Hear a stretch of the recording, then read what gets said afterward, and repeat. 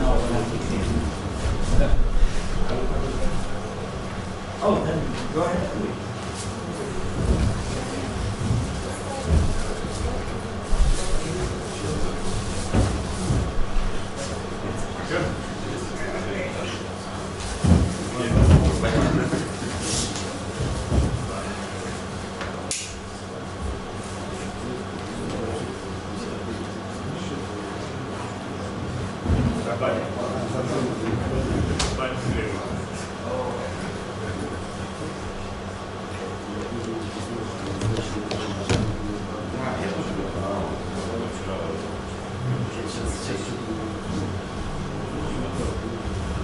Okay, maybe we begin 1 minute early.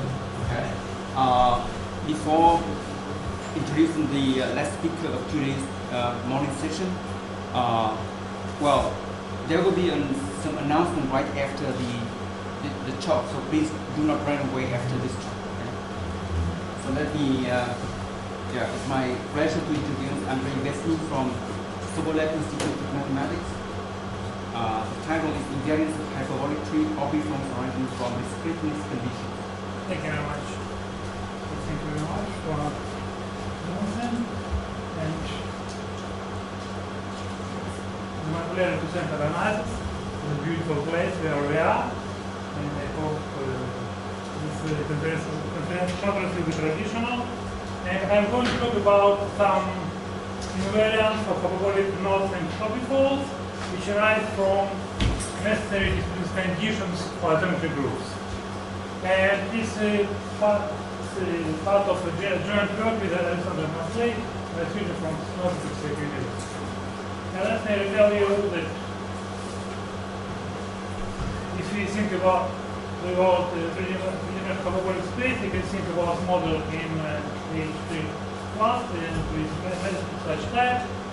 And it's a well-known fact that the group of all additional isometries is isomorphic to C, and action of every element of to C can be written into follows. So if we use notation of coordinates of the space, say less than T, so action is presented by this formula, and any further transformation extension, so-called compare extension, realized by such directional coordinates. So we're thinking about hyperbolic two-dimensional space in such action of isometry group, and let's say as a readable manifold is hyperbolic if it can be presented as a coordinate space by action of some group, and we want the group to be discrete and torsion free, and the main problem how to understand if the group is discrete or not discrete. And also, sometimes I go to knot, so I will say that the knot is hyperbolic. If its complement is hyperbolic, then we use some notation. And let me start the discussion of the problem. So we need some discreteness criteria. It's still no criteria which are useful for any class of group or sub of groups. So people talk a lot about finding necessary conditions or positional conditions. Sometimes they're the same, sometimes they're different. There are a lot of results for different classes, and I will follow the approach which is due to Jorgensen, and let me say that group or subgroup of PC2C is elementary if it has a finite orbit. So we say that the group is elementary in this case, and all elementary groups are classified, and we know a lot about this class. So we go to another situation, to non-elementary. So from now we think mostly about this question when the group is non-elementary, and there is a beautiful result due to Jorgensen, which says that non-elementary group is discrete if and only if any is to generate a subgroup. So in some cases, the problem becomes more easy, but it's not enough easy to understand for arbitrary to generate a group if it really discrete among discrete. And in my talk, I will mostly concentrate on the case when a group is too generated. Okay, due to this Jorgensen result, we will discuss groups which are generated by two isometries. And let me just recall that isometries can be classified in terms of traces of matrices. So any isometry is presented by some matrix up to conjugation, and we consider a trace of that matrix, which is of course invariant up to conjugation. And classification can be done the following way. So we say that the matrix is elliptic if square trace belongs to the interval from 0 to 4. And we say that the matrix is parabolic if trace is exactly 4. And we say that the matrix is loxodromic if trace is a complex number out of the segment from 0 to 4. There are only such possibilities, and which possibility we have terminology.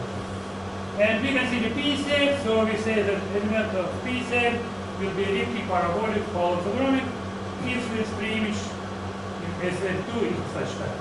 Since we consider squares of traces is correctly defined. So I will use this terminology for elements, and some results will be formulated in such notations. Okay. So, first of all, I would like to discuss such invariant which call it Jorgensen numbers. Let me define it. So, many years ago, in 1976, Jorgensen proved the following result. Let's consider the group which is two generated, and suppose it's non-elementary and discrete. Then we have the following equality. So,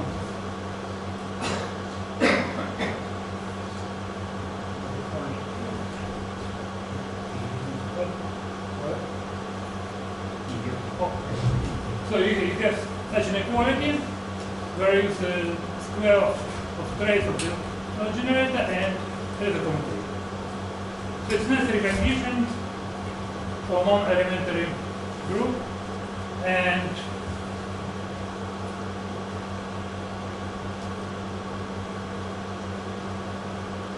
So here when you write explicitly, do you mean exact?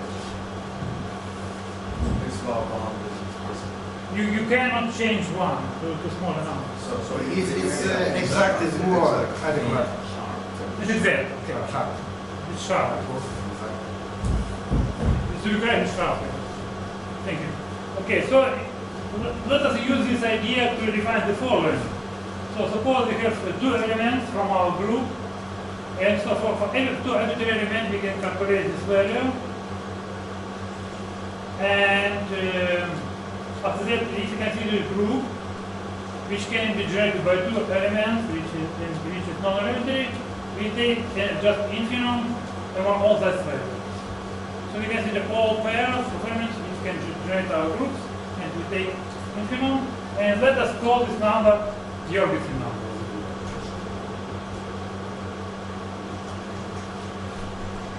If you go to a group, conjugated to our group, you get the same result. Okay, so this is Jorgensen number. And immediately the following question was posted. So let us say this group is extreme if you have exactly one group. So we have if you have exactly one. And people call this group extreme group or Jorgensen group. So first question, whether such group exists and can classify them. The simplest example is BC to Z, which is extreme. It's not difficult to see, because obviously this group is non-elementary and discrete. And we just need to check the value for some nice generators, and we are lucky if we take famous generators of such group. We take F matrix of such type and G matrix of such type, and just observe that the first generator is parabolic because of trace, and another generator is elliptic according to because of trace. So we can easily check what is the commutator, and we can calculate the Jorgensen number for these pairs of elements, and we will get a little one. So you know the lower bound is 1, and we found elements give us 1. So the set of extreme group is not empty, just we set to 1. And since we have some examples, it's natural to ask if you can find all your extreme groups. So the problem is to define them, and at the same time, when your extreme group is inequality, in joint paper with Kika, they prove the following: we have kind of alternative. So if you consider the group which is extreme in respect to your number, and if we have f and j exactly generated which give us value 1, then we can conclude that the trace of the generated between 3 and 4, so it is elliptic or parabolic. That's because of the classification of all elements. So we have alternative. So first generate is elliptic or parabolic. So people consider these two cases and we start to classify independently because of different properties for these cases. The class of elliptic elements and the class of elliptic groups and the class of parabolic groups. And getting margin proved that every Gaussian group of elliptic type contains triangle groups with parameters 2, 3, and so you can see a triangle on hyperbolic plane with angles pi over 2, pi over 3, pi over n, and we can see the group generated by reflections and the group of x2, which is generated by penetration between elements, so it's a triangle group. So they prove that in any Gaussian group of elliptic type, you always have such a group where n is equal to 7 just because you need to consider hyperbolic triangle, so it must be 7.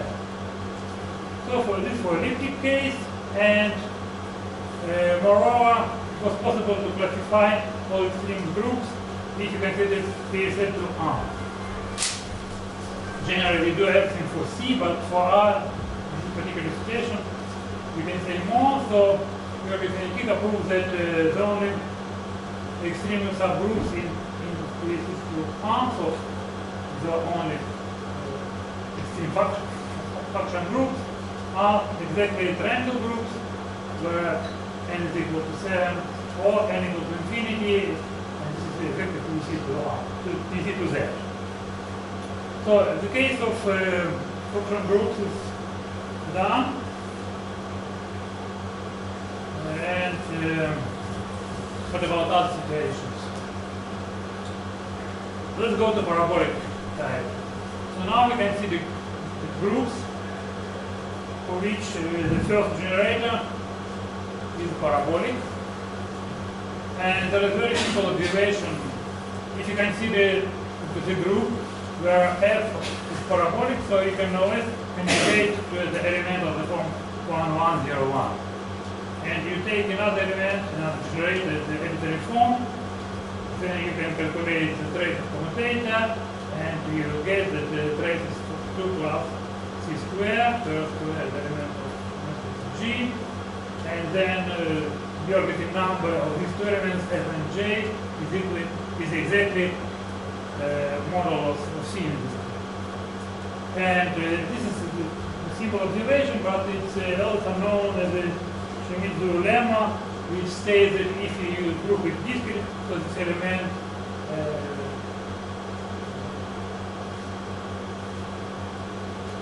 must be at least 1.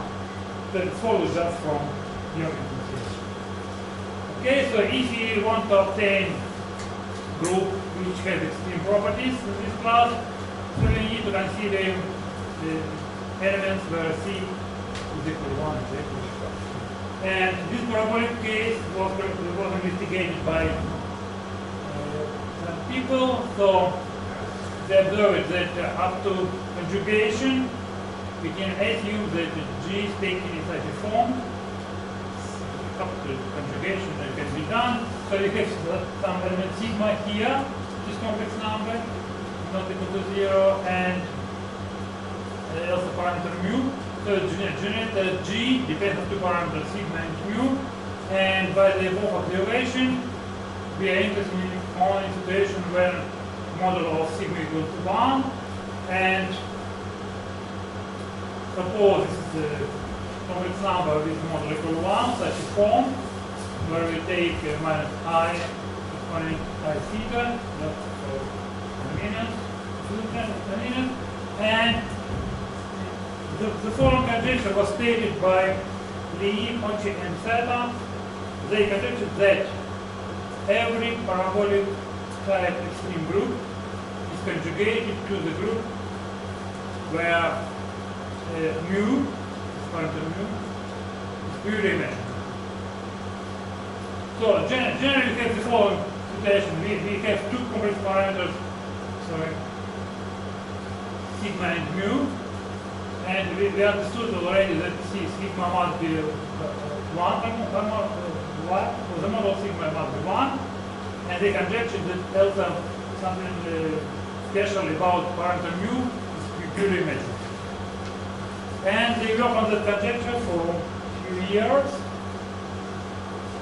and it was published a series of papers where they classified discrete subgroups of such type.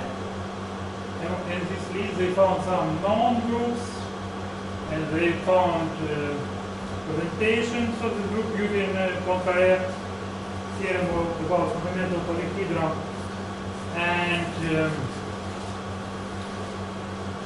they classified, in the sense, for each parameters group are isomorphic, so they did a lot for this class of groups. But unfortunately, they didn't reach the classification of all extreme groups because of the following result obtained by Callahan. So he proved that some arithmetic groups don't belong to this class. So they found another extreme group, out of this class, and after Callahan he classified all non-complex arithmetic groups which are extreme, and in some of them in the list of Lee, Olchus, and exactly these groups are out of the list. So even there was some hope to classify parabolic extreme groups, it's still open the question. So it was some nice conjecture. So everything inside conjecture was classified, but still we have some groups that don't belong to a given family. So the question is still open to this class of parabolic extreme groups. And also people investigated some special classes. For example, the first group which will conveniently in the case of PC society is the Picard group, and it was shown that this is extreme.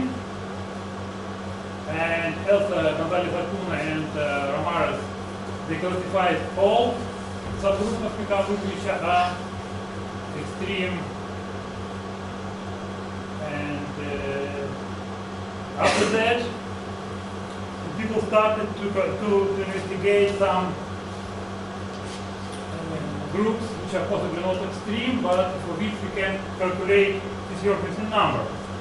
And one of the first groups is exactly the group of the whited link. So it's actually the whited link, we know it is hyperbolic, so its group has a presentation in base to C, and the presentation, for example, can be given by such generators. You can, both the generators are parabolic, and you can take the first one of the form 1, 1, 0, 1, and the second of such a form. And then for this pair, you know how we calculate. So if you calculate your missing number for these two generators, it will be square of model of this number. So it gives you exactly 2. But it needs some work to prove that you cannot choose another generator which give you better result. So if you consider this group, so you have there is low bound 1. And for this generator you will get 2. But to fill the gap between 1 and 2, Theta uses some arithmetic properties of this group. because we were arithmetic, so you can estimate what happens if you take arbitrary generators. So let's call it, so what it is 2. And now you go to discussion of knot groups. So if you go to knots, so you can also ask about everything number. And what's observed by theta that if you consider the figure 8 knot, then this group is extreme. It's very specific property. And we know that figure 8 knot is a very special knot. So this is a unique arithmetic knot. And also there are many results were done about this knot, and one more property is the only torsion trigger this knot. So we have no hope to find knots which give us string groups, but nevertheless we can calculate the orbital number, and Jonathan did it, and he observed that in the case of two-bridge knot and rings, we can estimate the orbital number. So if you take generator of a special form, of course both of them must be parabolic, and if you consider first generator 1101 and second on such a form, where you have some parameter of minus z, which is complex number, then using the relation, defining relation for that group, you can find some conditions for the z, and you can find that in the case of the knot, you can estimate z by 4. In the case of a link, for component link, you can estimate z by, you can estimate z by z square or z. So what we have from Palachman observation that if you consider two bridge knots and or two bridge links, then we can use invariant of such knots and links, which have values from 1 to 4 and from 1 to 6. And all these estimates. I will show the result in a minute. Okay, so if you consider such a situation, so what we obtained for some knots, the following. So if you take 5-2, this notation due to Roth. If you take 5-2, so this 1-3-2, and so on and so on. So this is model of that, and that is the root of such a thing.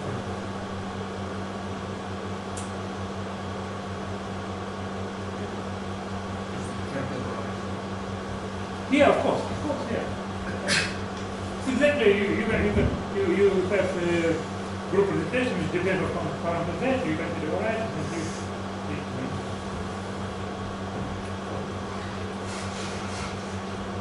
it's related to Hyperbolic.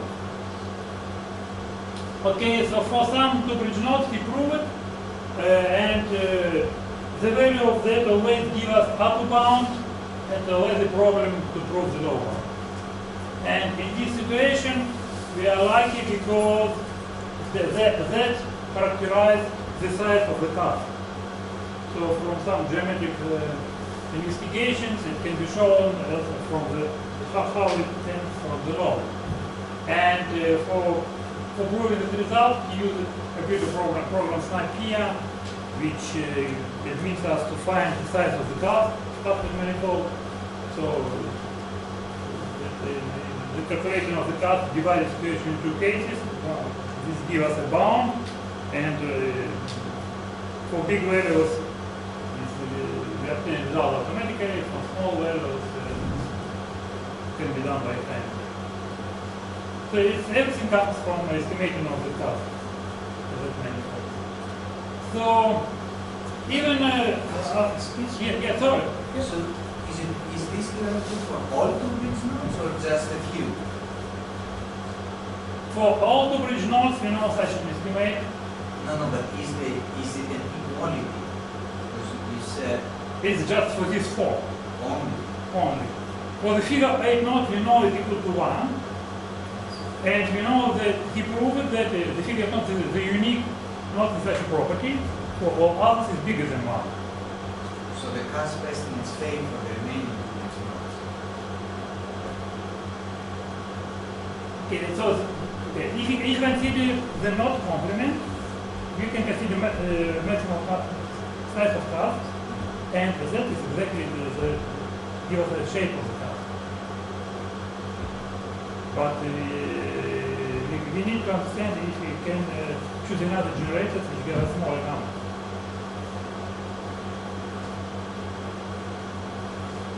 So this size of the cast, so this estimates related to the size of the cast is for all cast.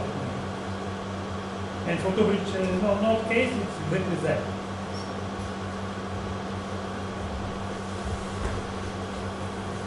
Okay, so LZ can be generated for arbitrary knot. If it's not generated, you can consider your Vesnin number as a minimum of Vesnin number for all pairs which give subgroups.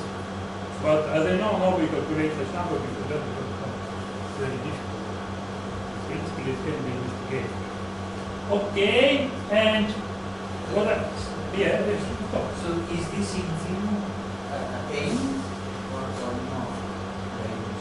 Is it known whether infinity is actually minimum? It's actually minimum in no case, as we know. But not known exactly. Here it can be shown, I suppose, for photobridge it can be shown. Also because you take first generator parabolic, so hopefully just a second generator. Okay, so what I'm going to discuss is your Vesnin number for the four groups. And again, let me talk about figure 8 knot. So let for 1n will be three-dimensional before, which tubular state is figure 8 knot, which is for 1. And group is the city group for the n, and we know it's hyperbolic if n is at least 4. So if you send n to infinity, you will go to the knot case. And what we can say about the group, so we have a manifold group of this object, so it's generated, but now both generator are elliptic elements for the n, and the relation is the same for the knot group. And many people investigated such a group, and it has a fair representation, and you can take two elliptic generator, and you can use representations given by these matrices, where rho n is the complex distance between axes of two elements. So Fn and Jn are rotation from angle to pi over n, and they have a fixed size. So there are two lines in hyperbolic space, so we can define the distance between two lines, and then we can define angle between them. So this is complex distance. And it can be calculated like this one. So hyperbolic outline of rho. So we know the group representation, so we can calculate it and they give us some estimate. So the theorem states, if you consider hyperbolic case, so you get the manifold, which is hyperbolic, and this is your stated figure now. So that's also the following equality. So it's bounded by 1 because the group is discrete and non-elementary, and this is the upper bound depending on n. And we are interested in behavior. So if you consider the limit, if n tends to infinity, we will get exactly your Vesnin number of the figure component. So just to illustrate how it looks numerically, we go a lot of digits the same of the knot when n is big enough. So I'm going to numerically show. Yeah. How do you compute numerically this j? You gave us a bound. No. it's just for this pair. Sorry? Just for these two generators. Ah, Unfortunately, I cannot say. I see. This is upper bound, and I recommend it upper bound. For these fixed generators. So there are two elliptic elements in the has the limit parabolic generators of the group. As a node.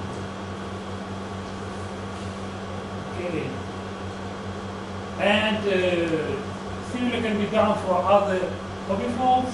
If you can see the 5-2, then for 5-2, we know this is two bridge node, so we can write the representation. The representation is as a form. We have two generators, and the relation is dependent on the node. And in the case of the node group, the first representation is given by matrices which were observed by Callahan, where that is a root of this polynomial and looks like this one. So they can be calculated with the imaginary part. And as I already mentioned, the European number for the node group is about 1.3. So what about obifold? In a similar way, we can think about the obifold, and this hyperbolic for n equals 3, and we can find the first representation of the group. Again, we have two generators which are elliptic, so we consider generators as the matrices of such a form. The elliptic elements are for the n, and they give us a rotation around some axis in hyperbolic space. And again, that rho n will be complex distance between these axes. And from the relation in the group, from this relation, one can find that the hyperbolic cosine of the complex distance is exactly root of that equation of degree 3. And it can be found. And after that, we again have the upper bound, and we have a property about convergence of the upper bound to the case of the node. So again, we consider a obifold group where we consider not generators Fn and Jn. That doesn't give us a good result. We found monad generators. The first generator is Fn, and another generator is such kind of log in the group. This is exactly the longitude in the group. Consider the node group. And for big enough n, we have a lot of distance which are just, we can still. sorry. Yeah. The number of nines in greater is statistically impossible.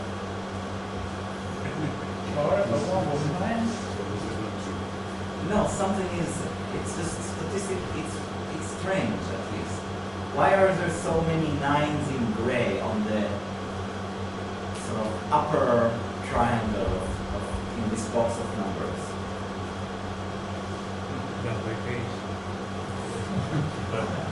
It's So the doubt is that the calculation is okay.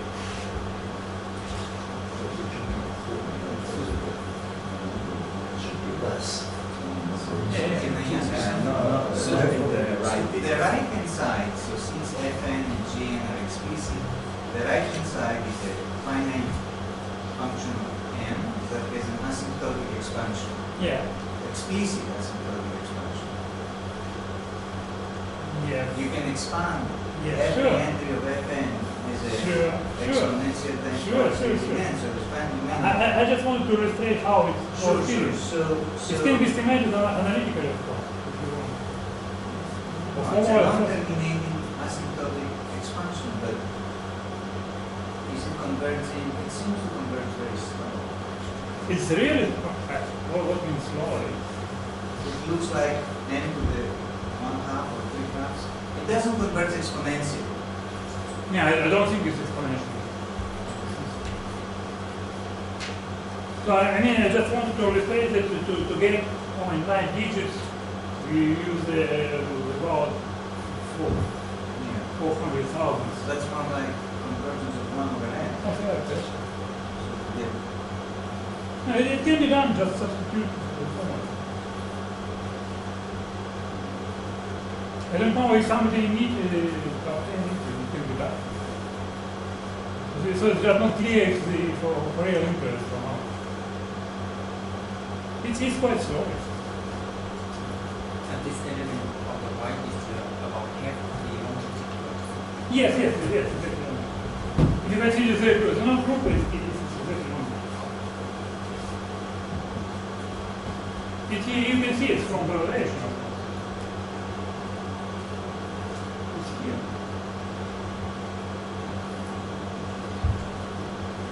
So if you consider just generic Fn in Jn, it gives you the optimized result. Estimates the okay, so you can converse, you can prove it numerically, or you can the proper illustrate it numerically. Okay. And what I want to observe, so what you have now, you have a knot, you have a knot, and you have an orbifold. And some invariant of the orbifold converges to invariant of the knot. So it looks very similar to the behavior of volumes. So if you go to the volumes, so you have the following results, goes jointly with Archimedes, and if you go, so if the orbifold corresponds to the figure 8 knot, so it has the implicit formula for the volume, it has for the Lobachevsky function. So it depends on n, and you calculate theta, and the formula like this one. Lambda is the Lobachevsky function. Is there a log there? There is log, sorry, of course there is log. The log of cosine. And we have the following conversions. If you consider n tends to infinity, then you can see from this formula you get 4 Lobachevsky function in 0.5 over 6. Because for n equal to infinity, you give 5 over 6. But the properties, from properties of the function, you get this 6 logically 5 over 3. This is exactly the volume of the figure. So we already have some invariant which tends from orbifold to the knot complement, and now I observe that the orbital numbers have a similar property. And, yeah. Room for any we have result of it for Yeah, it's true for any knot that especially the orbifolds of cyclic type, then volume tends to But that's first one. yes, exactly. What we call orbifold is n over 1 filling, Yeah, or n comma 0 filling. yeah. I just want. It's a general theorem. Yeah. And also the rate of convergence is, you can see here, is quadratic. It's quadratic. And square, the other one I don't know. Yeah. This one. So what is that in this particular case we have a specific formula for the orbifold case. The given orbifold formula. So it's a specific formula. So we know about the conversion because it's Stockton's theorem. And it's related to the volume complexity truth, of course, and we consider nth color Jones polynomial, so it's converged to the volume. And if you consider Cohn manifold instead of the not complement, you change angle here, but also this type of convergence. This was done by Dr. Martin and Sergei Zhukov. So it's example where you have orbifold, for orbifold you have invariants which are numbers, and you study conversion of the number. Okay. And maybe it's interesting to observe how it's related to brakes. So volumes of this manifold, which are the branch power, exactly the volumes of the beam complement, and manifold well, it's a Fibonacci manifold because it's group, it's exactly the Fibonacci group is generated. And because of this conference with the sun talks about complexity, I can mention that complexity of the manifold will be estimated jointly with Sergei Madeira to Carlo Petronia, so we know it estimated into the MNC here. For example, in family there are no low bound and upper bound for the complexity. Okay, let's go back to invariant. So it was a Jorgensen inequality, and there are some results which are similar to Jorgensen, and for example, town numbers, and then town proof the following result. Suppose you have a group which is discrete, and suppose you have such inequality. So it's not element of so then we have inequality of such. It looks similar to Jorgensen. In the case of Jorgensen, it was 4 instead of 1, and it was minus 2 here instead of 0. And of course, you can define some numbers just in a similar way, and you can ask about groups which are extreme with respect to inequality. It's natural to call it some groups. So what we yeah. What is the meaning of trace square is 1? I mean, for trace square equals 4, that means parabolic. That's a geometric condition. What does it mean if the trace being not? Okay, it means so what is trace? It's 2 cosine pi over n. No, I know. For elliptic element. It's not element of order 3. For an element of SL2C, to say that I want trace not to be equal to 1 sounds like a random condition. I mean, you can call it trace not equal to 5. It means that this element is not an elliptic element of order 3. It's a geometrical meaning for state. Because if you consider trace where f is equal to 4 cosine pi over n. Yes? If you want to have one here, it means it's condition, it's geometric type condition. It's not elliptic element of special order. Okay. Okay, so in this case, we can define the town numbers and ask about which group are extreme. Let's get to this.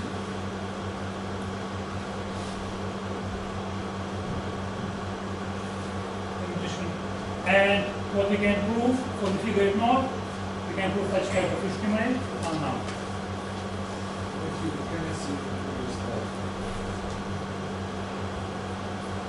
Sorry?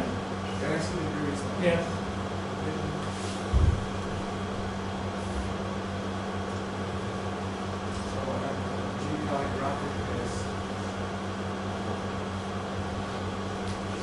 Figure graphic. This is T. Oh, okay. It's depending on time.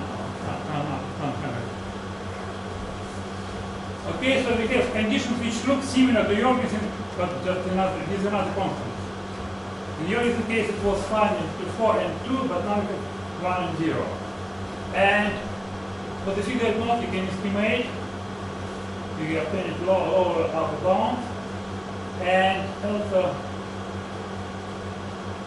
if you want to find examples of group which parabolic generator, so we see that the parabolic case does lead to extreme groups, and also if it is elliptic and if order equal to 6, then this term number is big enough. It's far from one, and for the figure not obifold, we also can define upper bound. It should look like this one. And it's still a local problem, find a number for not groups. We don't know how to calculate town numbers for the not. And we are able only to find some estimate. And so this problem is broken. And another example, again, marking town numbers. Again, about 1989, independent again Martin and town, they prove the following. If you have discrete groups and trace of commutator is not equal to 1, then you have such an equality. It again looks similar to Jorgensen. And again, you can define parameter which we can call getting Martin town number. and you can ask about the group which are extreme with respect to this property. Of course, you can calculate for the knot, and for the knot you get the following. For the figured knot, it's exactly 3.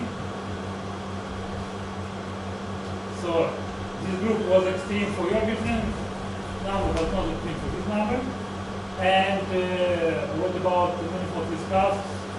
If you have a parabolic, first is parabolic, so you have low bound 2, it doesn't give us the extreme groups. And if it's the first generator is elliptic, then if you take n equal to 2, 3, or 6, so the lower bound is bigger than 1. And so we can try this 4, and with 4 we are likely to find a good example. So we prove the following theorem. If you can see this figure is not logical, then there is the following upper bound. It's 3 minus cosine square pi over 10. Upper bound for given some number, and low bound of course comes from getting margin times the result about speed. And for the corollary, we get that again there is a convergence for upper bounds, and also from this theorem, if you take n equal 4, we will get exactly 1 on the right side. So this manifold group is extreme for this condition obtained by Kerin's method.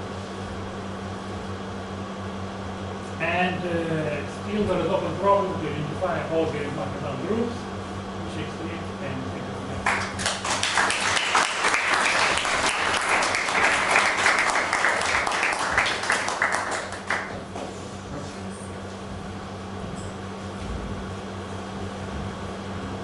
Are there any geometric interpretations of these numbers and For your generators?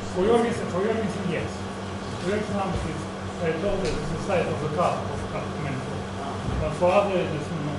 And these generators, are there family of such generators that give an extreme estimation? So these two generators, F and G, are there any geometric interpretation? Maybe. Probably. Okay, so I demonstrated the case of the knot 5, 2, then one generator is related to the meridian, another column. But it's not general. It's not general. Because for the figure, it's not, both generators are conjugated to the meridian. There are no such rule. But is that unique to the single H? Maybe you can. I'm not sure. Not sure. Maybe if you take another generator, you get. But in standard representation, for the figure, it's not both generators are conjugated to the meridian. But in the case of the 5, 2, you can improve this image. So there are no relations between two different families of such two generators. It's not so clear. As classical non-invariants, how strong are the Jurgensen numbers? Are they complete, or what do you know about that? It's too complicated to calculate. So No, but I you can demonstrated just few calculations. But are there examples when you approximate by increasing? Well, So I just wanted to say that sometimes the decay is similar to volumes. No, my question is not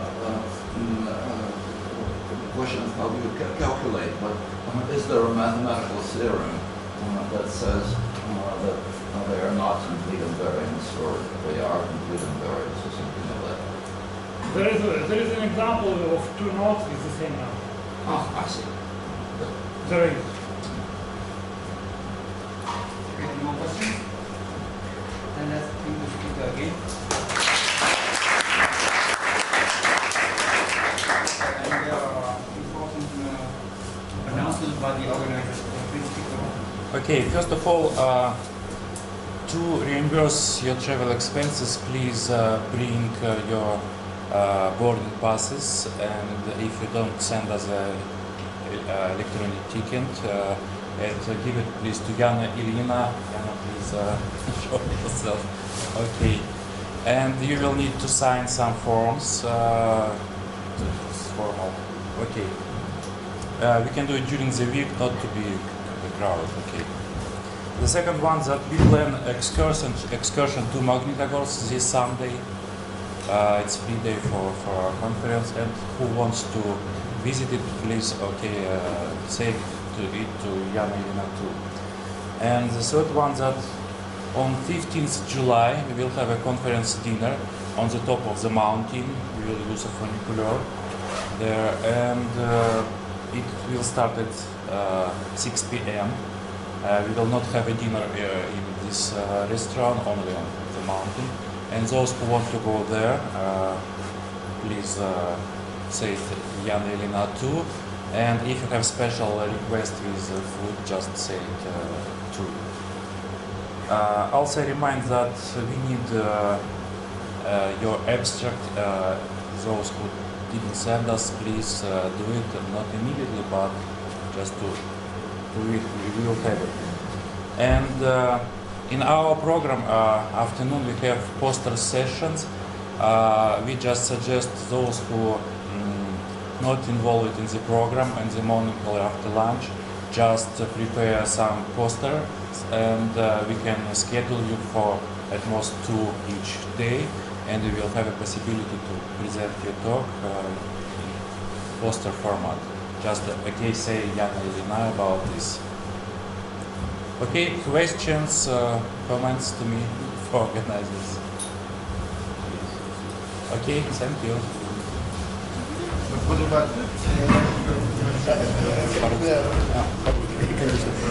Обратный поток прислания.